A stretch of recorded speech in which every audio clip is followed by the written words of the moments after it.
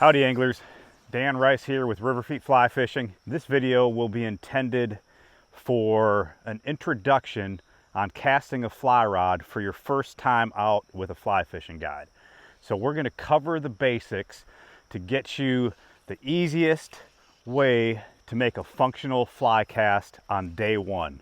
We are going to work on your standard overhand cast to get that dialed in to increase your chances of success for day one. So first, let's talk a little bit about your grip on the rod. If you're a golfer, that grip might look familiar, where you kind of hold it like that. So if you're right-handed or left-handed, that thumb is riding down the spine of the rod.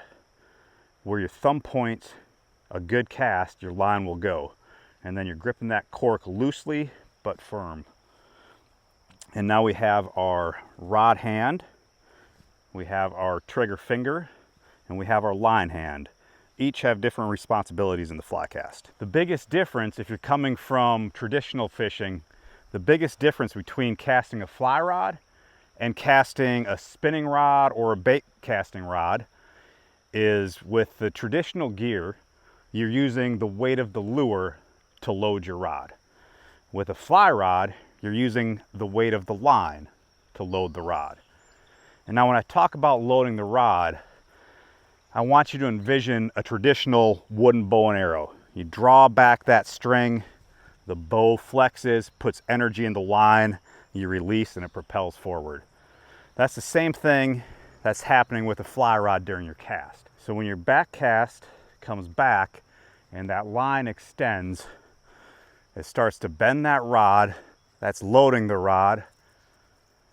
And then as you pull forward, it flexes more, and then it releases and propels your line forward. I also want to briefly touch on the two most common mistakes that happen with everyone as you're learning the fly cast. The first one is bringing the rod back too far. So when we're making a fly cast, imagine 12 o'clock is straight up and 1 o'clock, 2 o'clock, 3 o'clock, reverse for the camera, and then 10 o'clock's here. So your cast happens between 10 o'clock in front and 1 o'clock behind. So it's happening from there and there, there and there, smooth motion. And now think about that as an angle between 10 and 1. That angle determines how tight your loop is going forward. Tighter loop is more aerodynamic and helps your line cast further and smoother. If you bring that rod back too far, that opens up your angle, it makes it wide, throws a big loop, wind resistant, your line's gonna fall like spaghetti.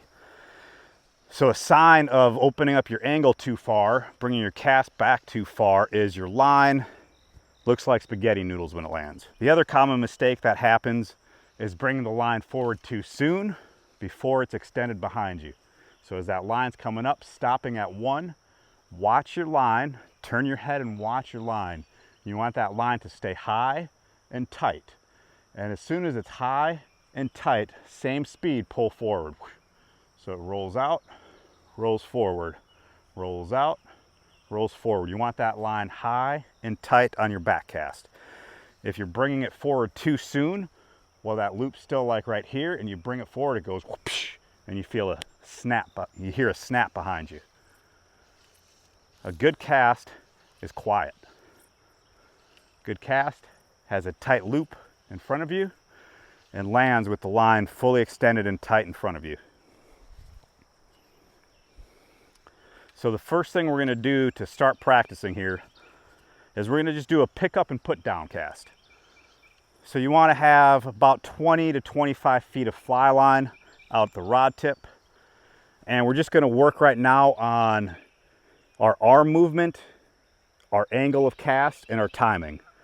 So the cast is about 90% elbow, 5% shoulder, 5% wrist. Good way to visualize this. Imagine there's a paintbrush on the tip of my fly rod. I'm going to dip it in a can of paint right there. And then I want to take that paint and I want to fling it and hit a wall way up high behind me. And don't pull it forward again until that paint has left the brush, flown and splattered on the wall. As soon as it hits the wall, pull it forward. And so we're going to pick up, extend, put down, lay flat. Pick up, extend, put down, lay flat. And keep working on that until you can consistently make a 25-foot cast that's quiet and land soft, straight, and tight in front of you. Pick up, put down. Pick up, put down. Pick up, put down. Okay, so now what happens when your line's on the water? So after you've made that pick up and put down, now you're fishing. Anytime you're casting, this line is in your line hand. As soon as your line hits the water, that line hand goes, places the line under the trigger finger. Now that trigger finger is keeping tension. You want your line between your rod tip and your fly to stay tight while it's on the water.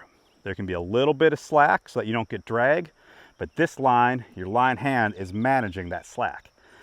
So for simplicity's sake, let's imagine I'm standing in the river and the water's flowing at me. I make my cast upstream, line hand puts line under trigger finger, water's flowing towards me, so my line hand is stripping in line at the speed of the river so that I'm maintaining a tight connection between rod tip and fly.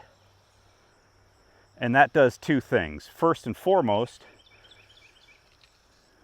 if there's a bunch of slack in that line as it's floating towards you, a cross current's going to catch it and it's going to cause your fly to drag.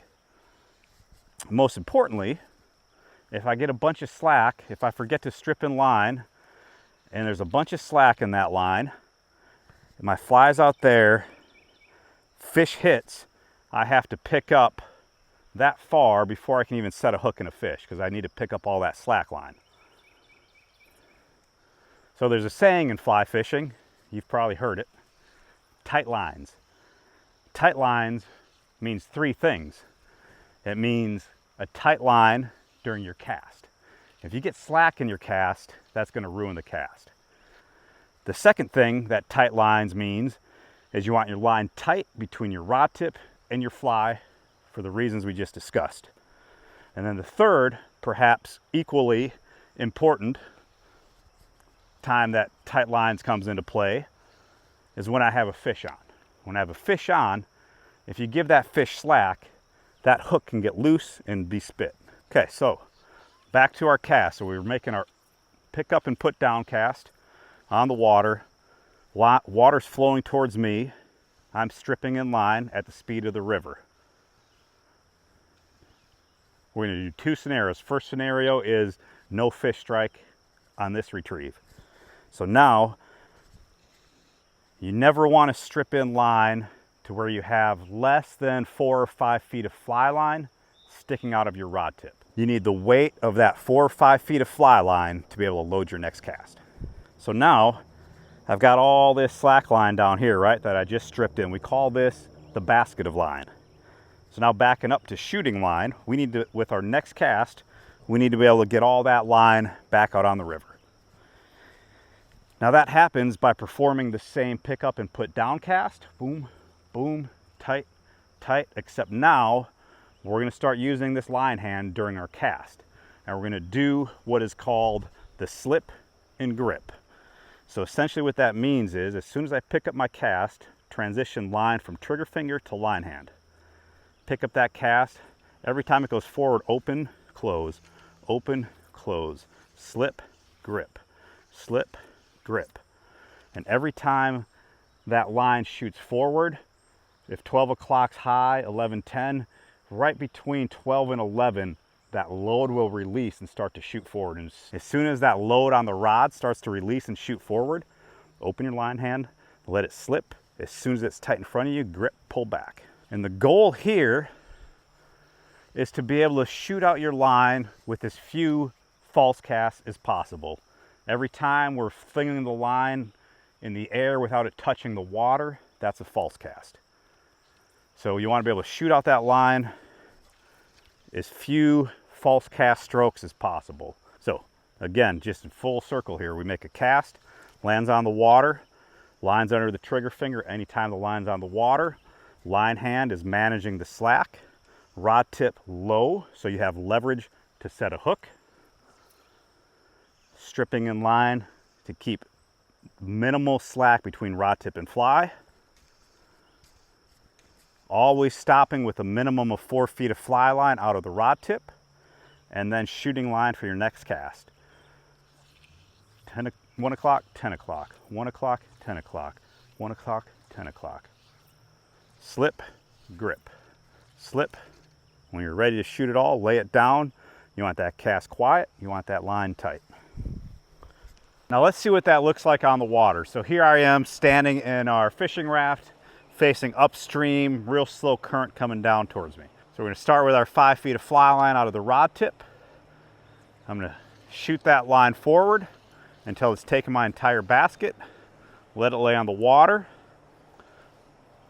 River's flowing towards me. This situation, we're performing a dead drift, which just means we're letting the fly float at the speed of the river. I don't have a fly on right now. I don't want you to have a fly on while you're practicing either. And we're just stripping in that line, staying tight to it until we get about that 4 or 5 feet of fly line out the rod tip again. And then we're gonna shoot that again. 1 o'clock, 10 o'clock, 1 o'clock, 10 o'clock. Slip, grip, lay it down, cast. And we want to be able to do that, as I mentioned, in as few false casts as possible. So 1, 2, take out all that line. And then it's important that that rod tip is staying low. Your rod tip's pointing at your fly. So right now, if a fish strikes, I have leverage and tightness to set that hook.